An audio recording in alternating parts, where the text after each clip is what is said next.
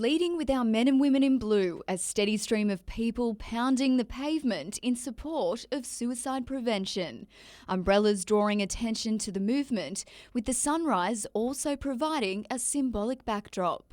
Our aim is to bring suicide out of the shadows and to make it something we can all talk about. This morning's walk not only to mark World Suicide Prevention Day tomorrow, but to recognise the many volunteers at Lifeline Hunter as part of its 50th anniversary.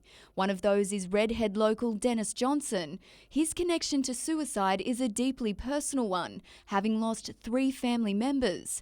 Today he was named Lifeline's New South Wales Volunteer of the Year. It's good, it's really good to be recognised, but I don't do it for that. In Australia, 8 people take their own life every day. Suicide is the leading cause of death for people aged 15 to 44. It's these statistics Lifeline desperately wants to change. We would like to see no suicides. The suicide rate is double the road toll.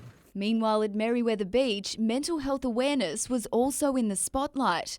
Members of the surfing community gathering in bright colours for the occasion. The brighter you are, the more questions people ask, I guess. And that gives you a great leeway into being like, we're here to raise awareness for mental health. And if you or someone you know needs help, call Lifeline on 13 11 14. Renee Feder, NBN News.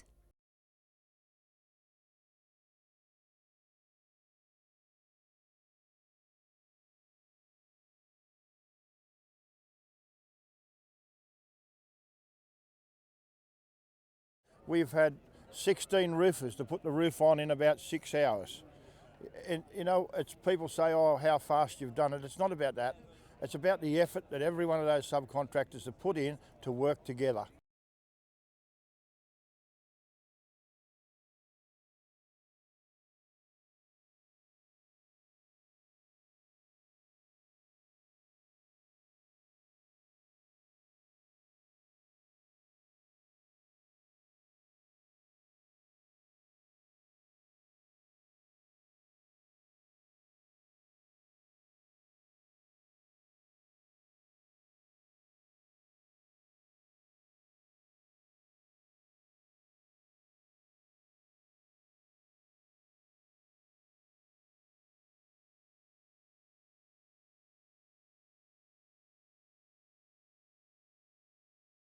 Here we are 50 years later.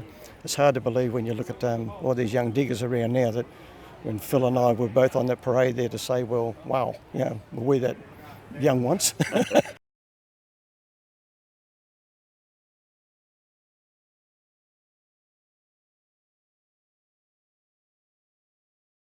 2 weeks into a 60-day trip, it's fair to say Brad Farmer has a massive task ahead. The journey around Australia, which is 11,761 beaches. It's a tough job, someone's got to do it. As the nation's foremost beach reviewer, Mr. Farmer is updating his book, Australia's 101 Best Beaches. It seems the hunter is firmly in his sights, with tourists looking for a full coastal experience. Destinations like Merewether, Catherine Hill Bay and Hawk's Nest are being closely examined. The whole suite of beaches around the Hunter region are really quite phenomenal in Australia. They're world class. And I think a lot of people overlook Newcastle for that. Mr. Farmer has also labelled Newcastle as the second biggest and most popular surf city behind the Gold Coast, something he believes should be sold to international visitors. Tourism-wise, it means that there's an incredible amount of tourists who want to come to Australia, 70% who want a coastal experience. And right here in Newcastle, you've got one of the greatest suites of surfing and aquatic beaches in the whole country. The best beaches will be announced in late November. Renee Feder, NBN News.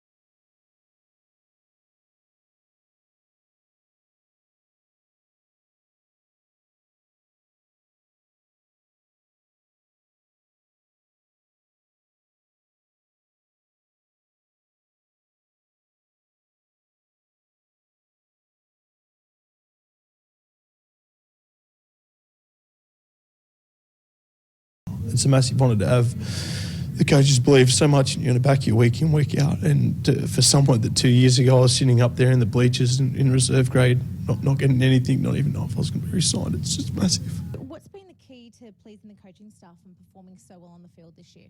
It's just erasing the person that I used to be. Laurie McKenna doing his best to settle the dust, which has blown up since the departure of Scott Miller. The CEO spent more than an hour answering questions from players and staff confused by the situation. Letting the boys know what happened, how it happened, and explain to them, because obviously the playing group was close with Scott. Scott brung most of these players here, and it was just being open and transparent. Any questions they had, they asked. Life after Scott Miller has begun, but it's understood the playing group is unsettled about the sacking of their mentor. The rumoured player boycott didn't eventuate. If they did do that, they're in breach of contract. They'll still have questions going, and I've got an open door, so anybody's got any issues, they can certainly come and see me. I think the boys, they want a couple of more answers, which I'll get them. Clayton Zane has assumed coaching duties as the side prepares for its clash with Edgeworth on Sunday. And the feedback for training was the boys had a really good session this morning under Clayton, and the boys were buzzing. The search for a new coach is underway, and McKenna is certain of what he's after. We want somebody who's going to engage with the public, engage with the press, become part of the town, and be part of what Newcastle is.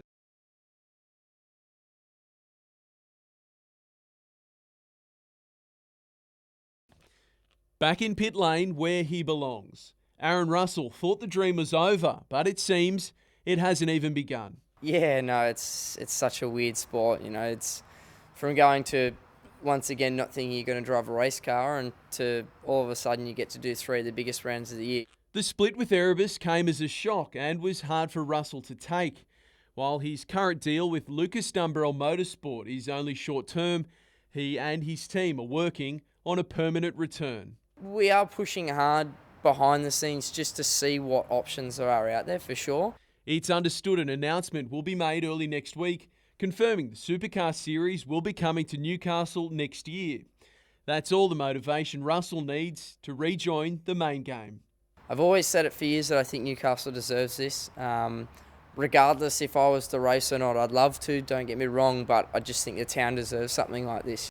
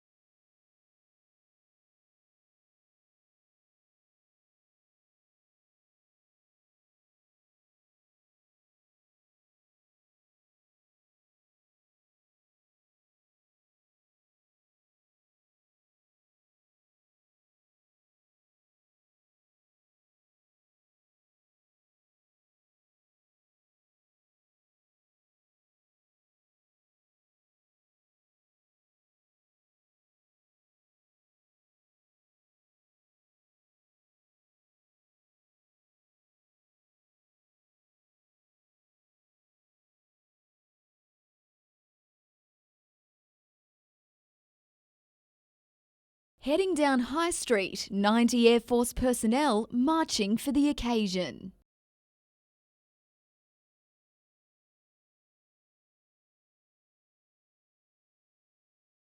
The No. 2 Squadron granted freedom of entry to the city, a tradition steeped in history.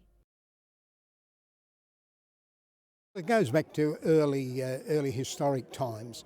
That was when troops were not allowed to go through a city while they were armed. This is only the 4th title of its kind to be granted by Maitland City Council, its significance celebrated with a parade and flyover from a wedge-tail.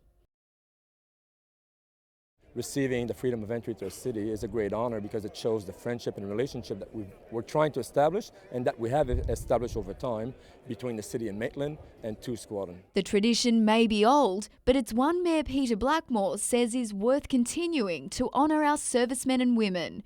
No. 2 Squadron will next week mark its 100-year anniversary. I place a lot of importance on the fact that we carry out tradition and show our deep appreciation for these troops. Renee Feder, NBN News.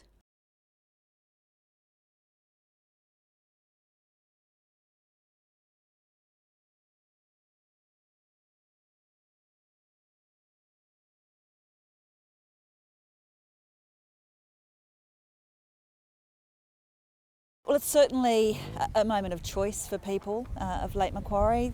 There's been, certainly over the last number of years, some really good work done in Lake Macquarie, and it's important that stability continues.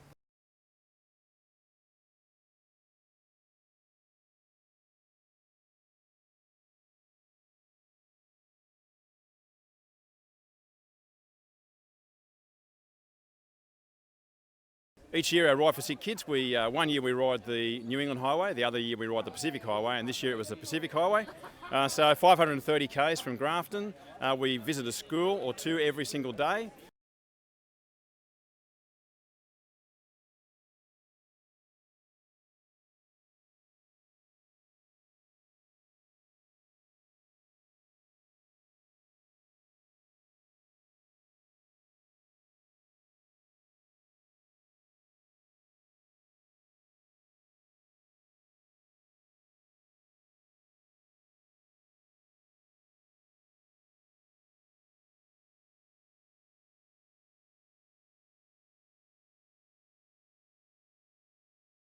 The greatest of all time pitted against the Tour rookie from Merriweather.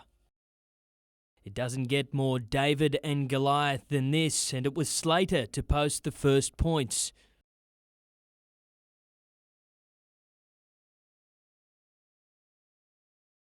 Callanan was next, ranked 34 in the world, the 24-year-old fighting to re-qualify on the World Tour with a 6.93. Slater, though, gave him no room to move, powering through in trademark style.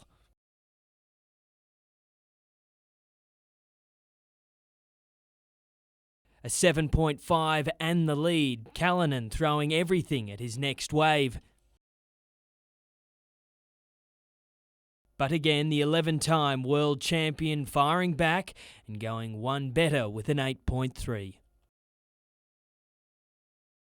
Needing an almost 9-point ride to dethrone the king, Callanan falling painfully short. The day's surfing also marred by the death of the WSL's head of security, Australian David Wood. Every time I've done poorly, he's been there to support me, and we have dinners. It's just really strange to be here without him, so I'm just kind of trying to enjoy it and surf for Woody.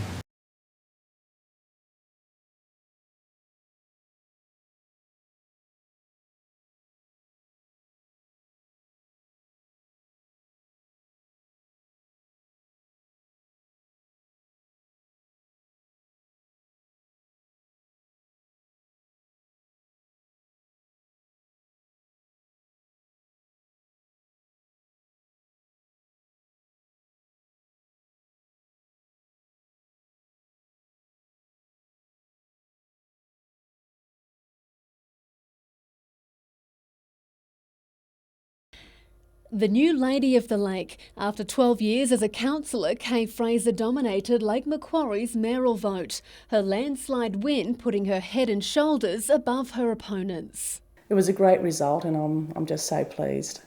The Valentine grandmother cites the Glendale interchange among her priorities and says she wants to be approachable in the top job. I want to be a very accessible mayor. I want to have an open door, and I want to be out there and meeting as many people as I can. Mrs Fraser replaces Labor's Jodie Harrison, who'll no longer juggle the role with being member for Charlestown. I certainly am a little bit sad. There's something wonderful about being the mayor of a city, but I'm sure that Kay will make a wonderful mayor for Lake Macquarie, and I'm looking forward to helping her and answering any questions that she might have. In Cessnock, Bob Pinsent is likely to be returned as mayor, with Labor winning a majority of the seats on council. But Mr Pinsent says there's plenty of fresh blood. It's virtually a new council. A lot of younger people, the more experienced councillors have retired, and it's certainly a new look Cessnock City Council. Further up the valley, Singleton reinstated former Mayor Independent Sue Moore to the top job over incumbent John Martin. Muswellbrook and Upper Hunter Shire councils will decide their mayor in the coming days. Georgina Smythe, NBN News.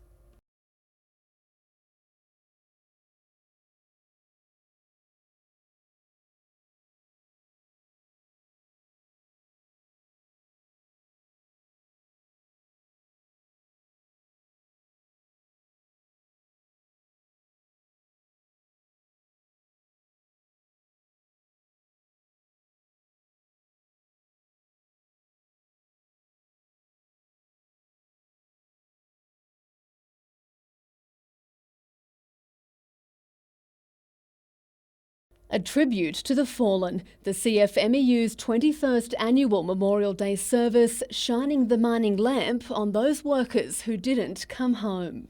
It's always a sombre mood because there's always families here that have had a loss and their names are on the wall. And of course 2014 was a dreadful year for us, 4 fatalities, the double fatality at Ozstar. Floral tributes were laid for the 1,800 miners killed in northern New South Wales. Thankfully, we've had no new names put on there in the last 2 years. That's important. This year also marks 2 decades since Edward Batterham, Mark Kayser, John Hunter and Damon Murray were killed in the Gretley mine disaster. Their machinery pierced an older flooded mine. The inrush of water swept them to their deaths. The annual Memorial Day service is a time to remember those that lost their lives while working in the mines, as well as a day to reinforce the industry's commitment to workplace safety. Go about making reform in the industry, improve safety, improve mine management safety systems so that there is no further fatalities in the industry. So it's a learning curve. We'll use the past to decide what is the best for the future. Georgina Smythe, NBN News.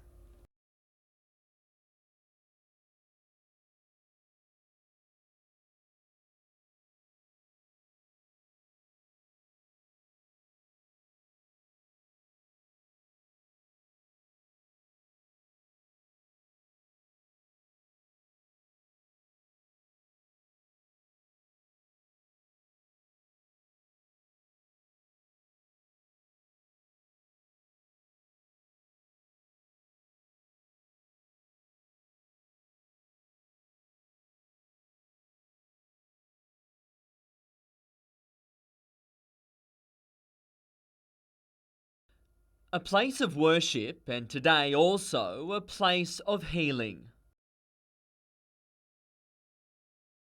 For a church humbled and hurting.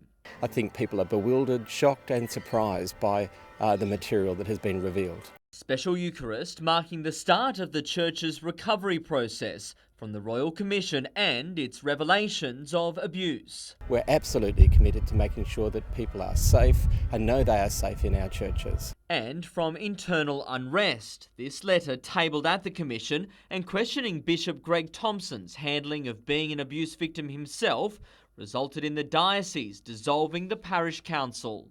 The Cathedral Board has now taken over responsibility from the Parish Council following its sacking amid revelations in the Royal Commission.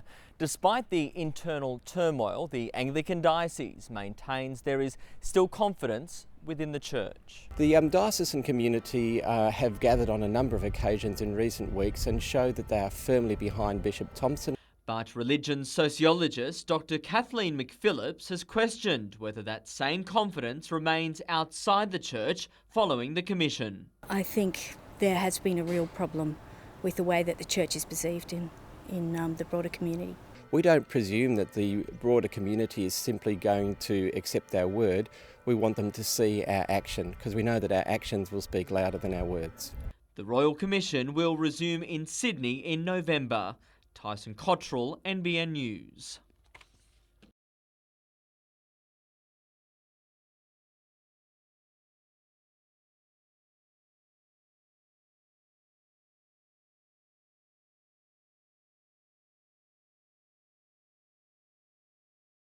My real secret is that I don't stress and I just relax up there and do my thing and go about it like a normal training session.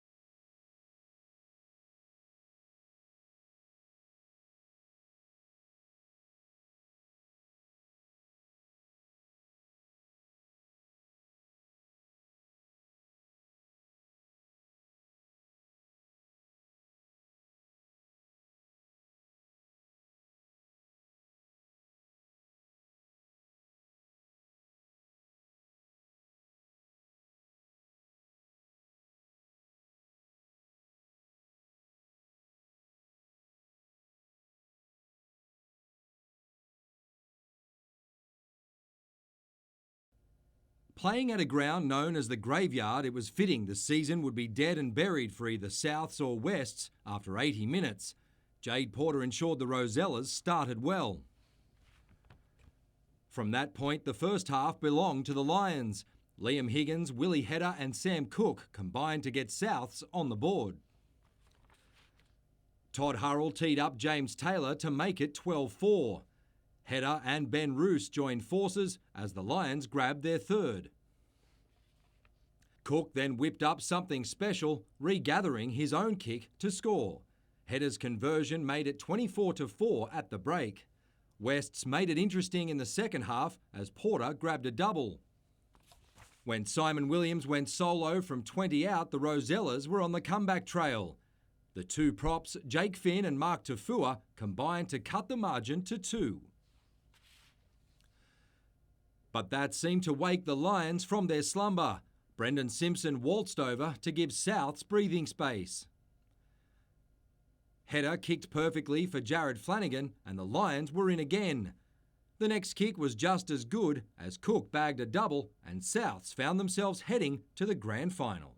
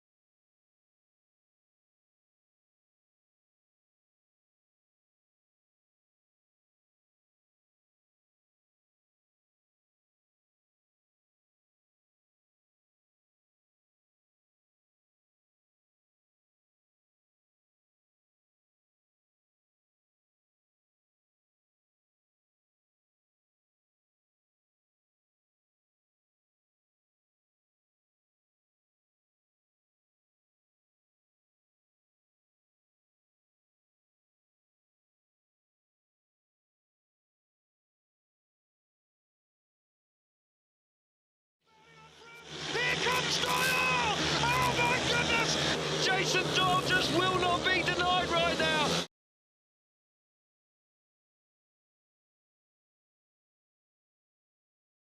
Mate, who told me 5 years ago I'd win a Grand Prix? I was sitting in the hospital with a dislocated shoulder, and now I've won three Grand Prix in 1 year. It's amazing.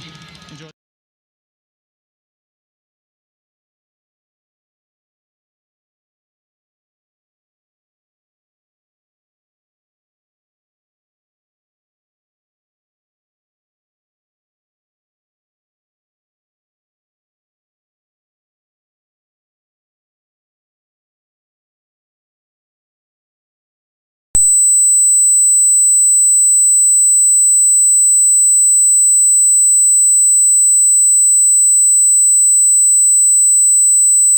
When I saw the helicopter, I made me way to a clear area where they could see me, and I didn't think they were going to, but just waving frantically.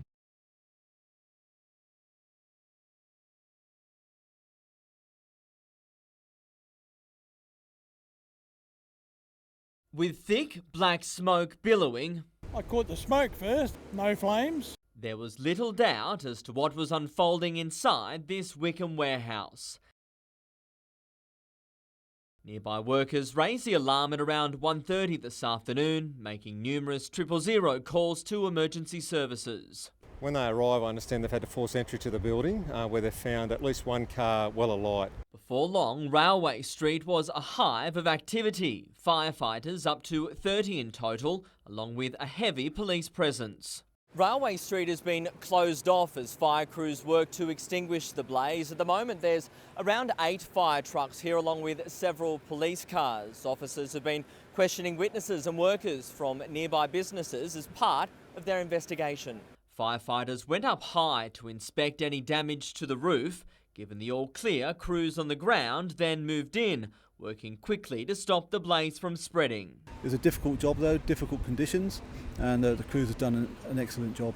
The investigation into the cause then began. The warehouse is used by New South Wales Police as a holding yard. At this stage, we're fairly satisfied that there hasn't been any forced entry into the building. No one was injured. Police would like anyone who can help their investigation to come forward. Tyson Cottrell, NBN News.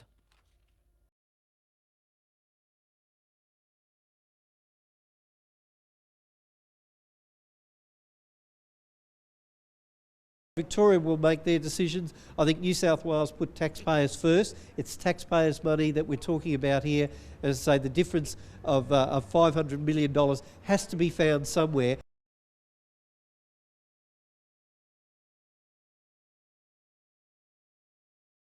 There's no guarantee of future contracts, and we've got a government that's actually saying we're buying off the shelf and we're doing it from overseas. It's no wonder why local companies don't want to go out and invest money in their facilities.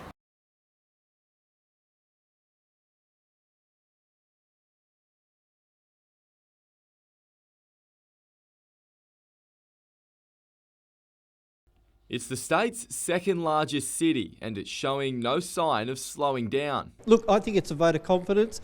It also shows the strength of the Hunter. Figures released today by the Department of Planning show that the Hunter is going to grow. By 2036, there'll be 126,000 more people. That's a rise of almost 20%.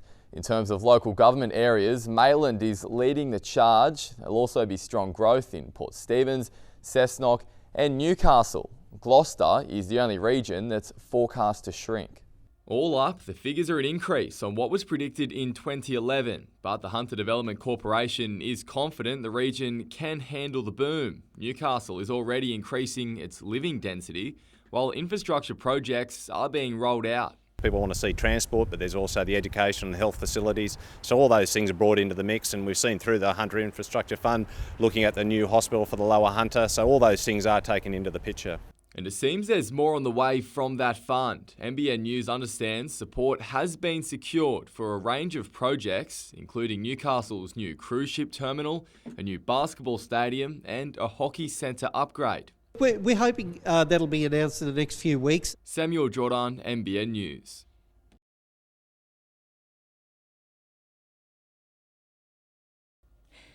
Natural beauty, a bustling harbour, popular eateries, adventure. What's not to love about Newcastle on a sparkling spring day? And this website aims to show off all of it to potential visitors and more. Places to stay, places to visit, places to eat, cafes, all on one modern interactive website. The rebooted Visit Newcastle site is designed to become the region's go-to marketing tool.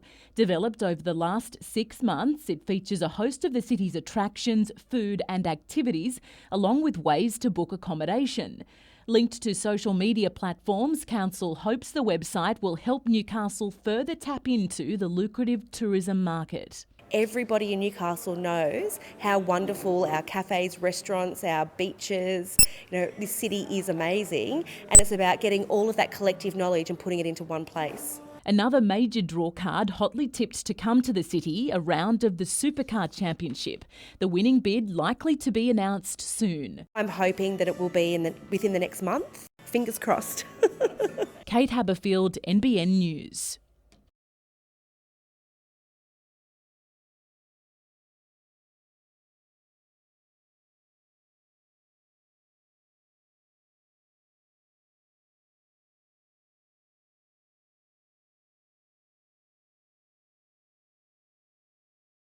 I've been saying for months on end after she passed away, I'm going to get a gold medal for her, and tonight's tonight.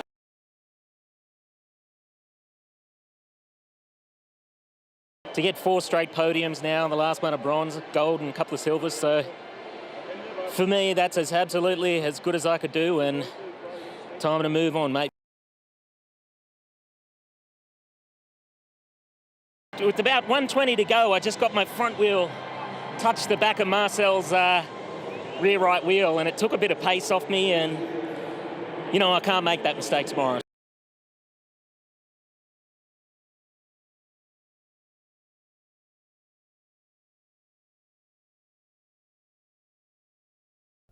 Despite the turmoil off the pitch, there were still plenty of smiles at Jets' recovery this morning as life begins to get back to normal for the playing group. A lot's been spoken about what's happened in the last week and a half, and for us it was good to just get back out on the park and get back to playing and do what we do best. So it was good for the boys to have that focus. The sacking of Scott Miller hit the players hard. Skipper Nigel Bogard says the coach can be proud of the legacy he leaves. The playing group is very strong, very tight-knit, and obviously a lot of boys were brought in by Scott, so disappointed to see him go. But it is what it is, and unfortunately we have to deal with it and we move on. While plenty of names have been suggested, former Jets assistant Mark Jones is considered the frontrunner to replace Miller. The players concede they can't control who gets appointed, but they're determined to salvage their season no matter who takes the job. Ultimately, we're professionals, and whoever is put in front of us, we have to try and adapt to obviously new styles of play and new communication styles and everything. So it's a challenge for the group. The 4-0 win over Edgeworth was a boost for morale, but now preparations ramp up with games against Melbourne City and the Wanderers. Two very tough opponents for us in the upcoming weeks, and really will give us a benchmark as to where we are coming into the start of the season.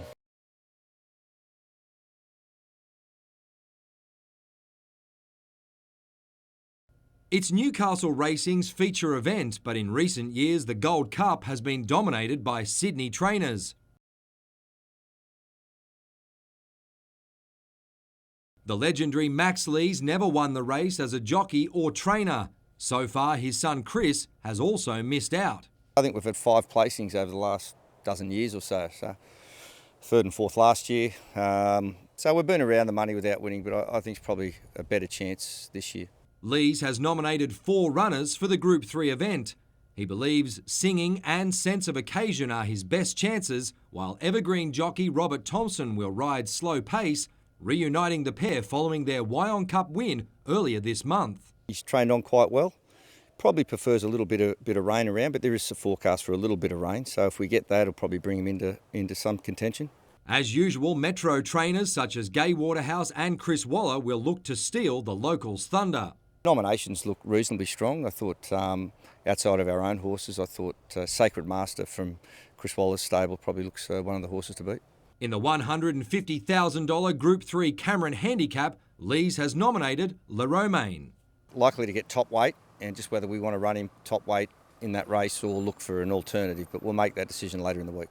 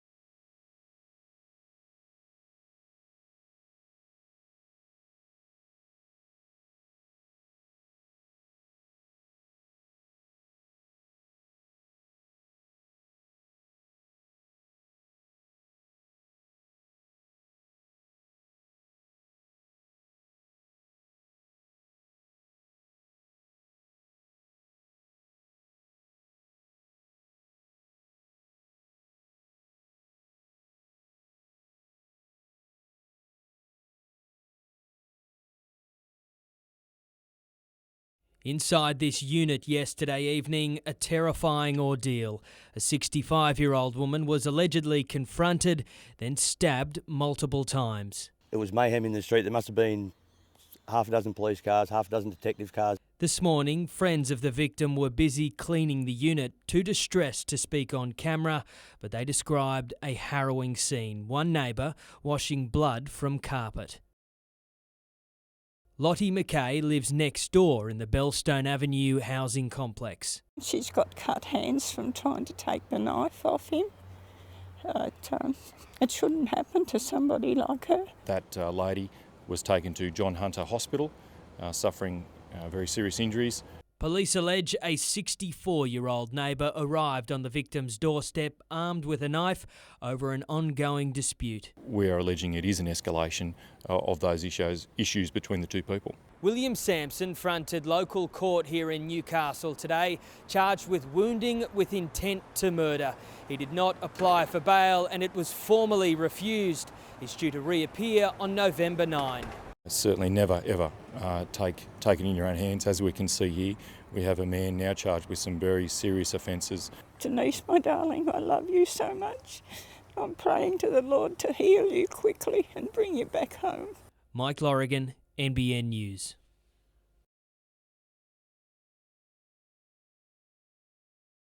Arriving together to face Toronto court over an attack they allegedly committed together, Benjamin Gibbs and Tiffany Pandell.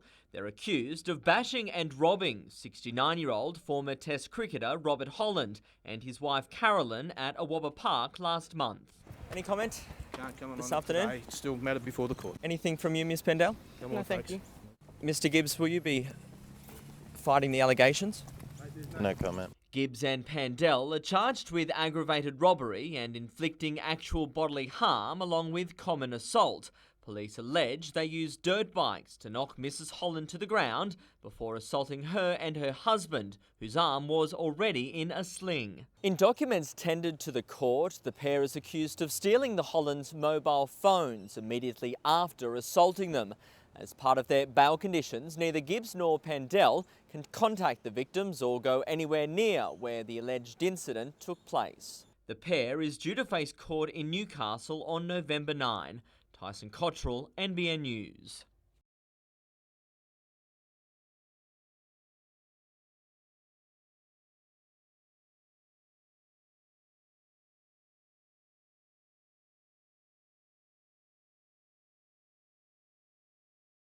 I looked out of our bedroom window and saw flames coming from across the road. Flames were 30 foot in the air, I suppose, yes, and it was mainly at the front of the house that went up first and then it spread to the back.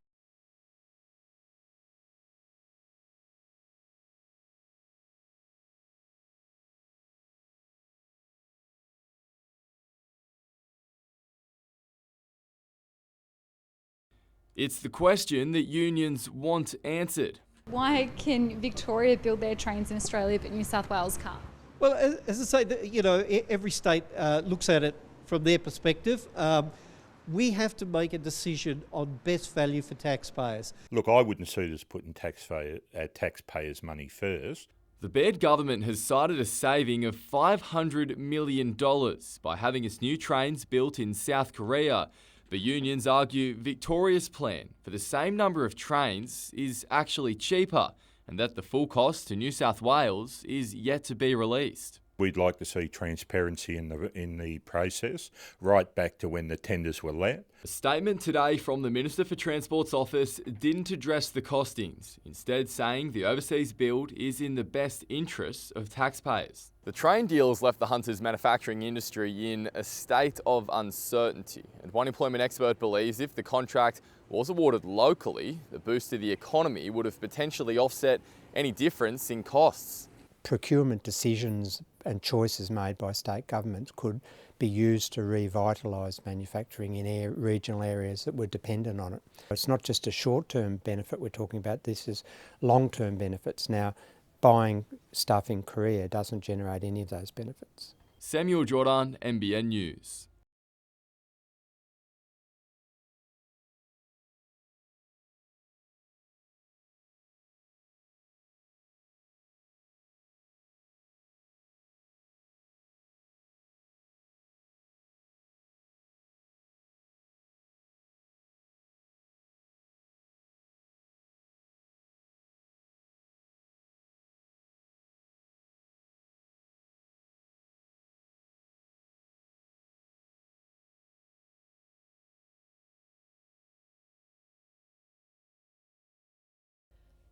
Precious family moments, fleeting for any of us. But for Jodie Bell and her husband Matt, every single one is treasured. It's really important that we live each day and enjoy what we've got. Daughters Mia and Lucy are the focus. As the couple grapples with the relentless march of Jodie's condition, her diagnosis with motor neurone disease ended several years of medical uncertainty and began a new, frightening journey. Obviously, it just shattered us. It was, we'd never heard of MND, didn't know really what it was about, and if you Google it, it's pretty in your face and it's pretty daunting. MND is actually a collection of diseases which attack the nerve cells. So they're conditions in which the nervous system deteriorates as time goes by. It's rare. In a group of 100,000 people, 2 to 3 will be affected. Depends how the disease begins and how it progresses as to what sort of impact it has. But patients can become progressively very disabled and require significant assistance to continue their lives. It's also associated with ageing. So at 34, Jodie is very young to be facing this fight. But she's far from alone. She and Matt are at the heart of Team Jodie, a group of extended family and friends dedicated to raising awareness and funds for research.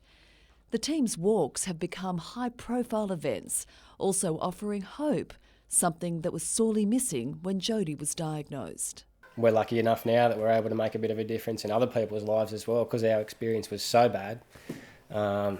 We're able now to sort of be able to to sort of help other people in that same situation.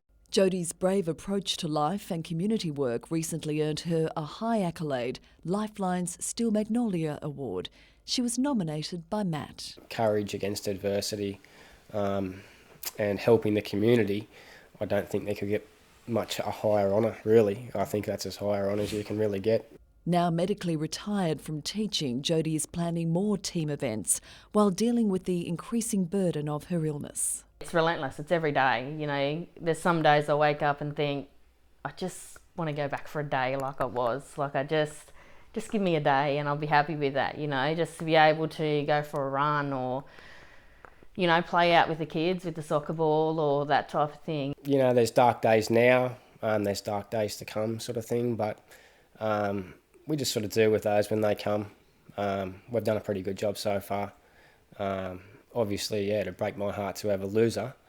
But, we just have to, we just do the best with what we've got. And at the moment, the couple is focusing on a very personal event in November, Jodie's 35th birthday, a milestone she was told she'd never see. I've always loved birthdays. It's never been a birthday I haven't loved, but each one of those moments is yes. Yeah, I've proved them wrong.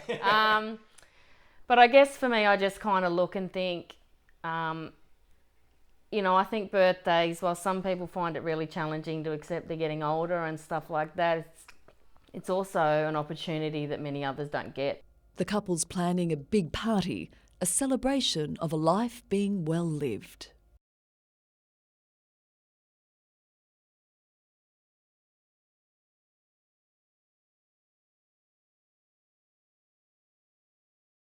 I'm more of a marathon woman these days, not a 1500, but I just thought I'd use it for training and I knew I was fit, so I thought it'd be touch and go, but fit faster, so I'm pretty happy with that.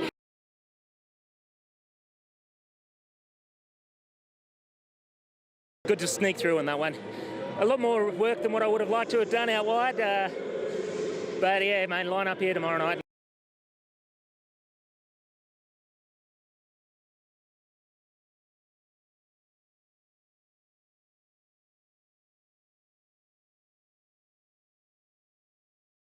New South Wales CHS had very little time to prepare for today's match, but the Tongans arrived in Newcastle ready for battle.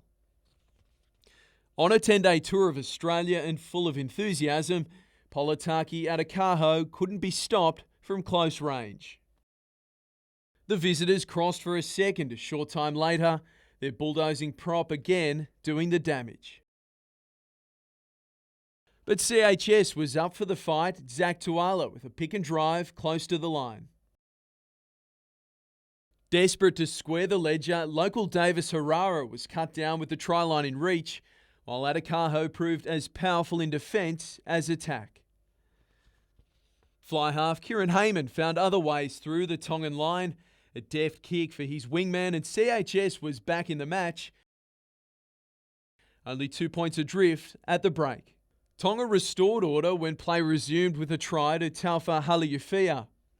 CHS finally found field position, but gifted the visitors possession. Padalesio Silly showed a clean set of heels, racing away for a 5-pointer. Tonga iced the 33-12 win with a late try. Sione Wolfgram put on a chip kick for his winger, who offloaded to Levi Fakatava. I thought we might have been able to sort of turn it around a bit. They were starting to tire. You know, I think a couple of sort of simple errors from us, a couple of turnovers at the breakdown. We couldn't seem to exit out of our own half. Paddy Kilmurray, NBN News.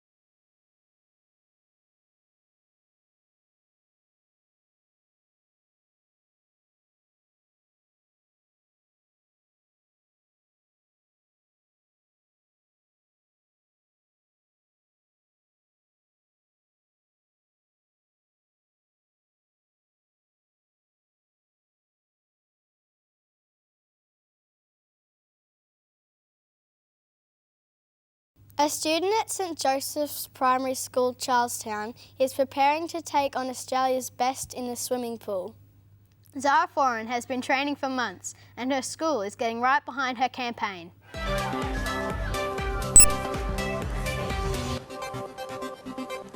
Hi, I'm Harrison Beto. And I'm Jordan Conway. We're from St Joseph's, Charlestown. And we're going to be talking about our champion swimmer, Zara.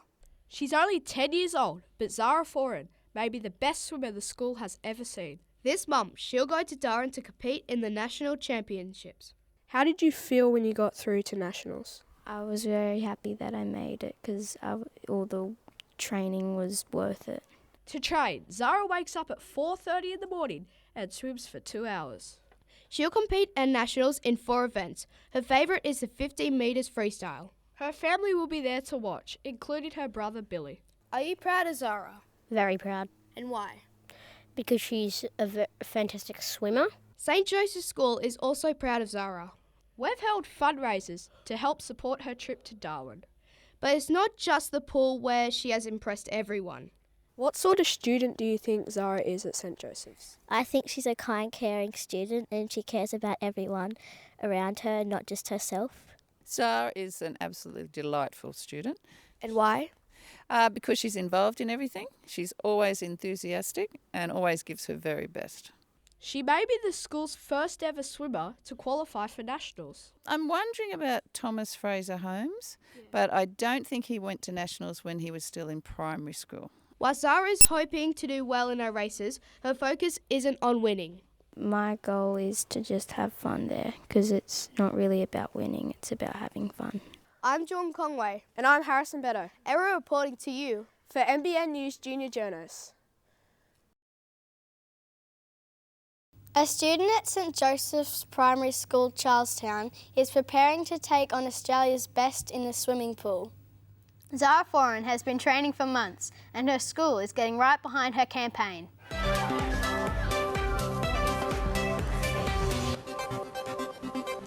Hi, I'm Harrison Beto. And I'm Jordan Conway. We're from St Joseph's, Charlestown. And we're going to be talking about our champion swimmer, Zara. She's only 10 years old, but Zara Foran may be the best swimmer the school has ever seen. This month, she'll go to Durham to compete in the national championships. How did you feel when you got through to nationals? I was very happy that I made it because all the training was worth it. To train, Zara wakes up at 4:30 in the morning and swims for 2 hours. She'll compete at nationals in 4 events. Her favourite is the 15 metres freestyle. Her family will be there to watch, including her brother Billy. Are you proud of Zara? Very proud. And why? Because she's a fantastic swimmer. St Joseph's School is also proud of Zara. We've held fundraisers to help support her trip to Darwin. But it's not just the pool where she has impressed everyone.